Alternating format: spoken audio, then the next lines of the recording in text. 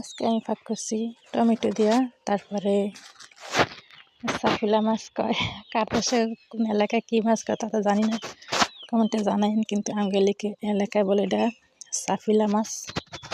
এটাকে আজকে আমি টমেটো দিয়ে পাক করছি, মানে এই পেঁয়াজ বাটা, তারপর রসুন বাটা, জিরা বাটা একসাথে করে বাটটা তারপর একসাথে দিয়ে দিছি। হলুদের গুঁড়া, মরিচের গুঁড়া, তারপরে তেল, সব কিছু আমি একসাথে দিয়ে তারপরে এর আগে মাখায় নিছি। পরে দিয়া মাছগুলা দিয়ে দিছি। এই যে মাছটা আবার ইয়ে করে নিছি আমি, মানে ভালো করে দিয়া পানিটা জড়াই নিছি আর কি। মাছটা অনেক সুন্দর লাগে, বাচ্চাটা খাইতে অনেক ভালো লাগছে। মাছটি মানে এবার মাখায় ফাঁক করলেই ভালো লাগে খাইতে, মাখা জোকা ফাঁক করি। আর প্লিজ কেউ কিছু নেন না, আমি লিখতে পারি না, ক্যাপশন দিতে পারি না, শুধু এভাবে ভিডিও ছাড়ি, কোনো কিছু লেখি না, কেউ কিছু মনে নিয়েন না। আর যদি আমার ভিডিও আপনাদের ভালো লাগে, লাইক শেয়ার ফলো দিবেন, আগে বলে রাখি। আর ইউটিউবেতে দেখলে চ্যানেলে সাবস্ক্রাইব করবেন, পাশে থাকবেন। আর আমারে মানে ফলো দিয়ে দেখবেন, বা আমি ফিরে আপনাকে ব্যাগ দিইনি।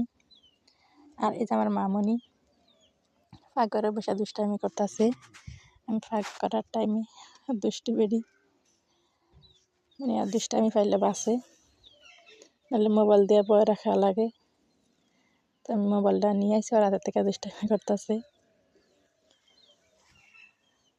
আর যে আমার তরকারি করা হয়ে আসছে, তারপরে আমি ধনে পাতাগুলো দিয়ে দিচ্ছি।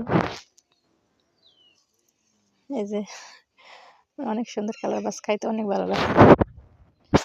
মানে এটি আমি কালকে বাজারে গেছিলাম, আমার বাবার বাড়িতে গেছি, আবার মানে যাওয়ার সময় নিয়ে গেছিলাম, ওখানে টমেটো রাখছিলাম।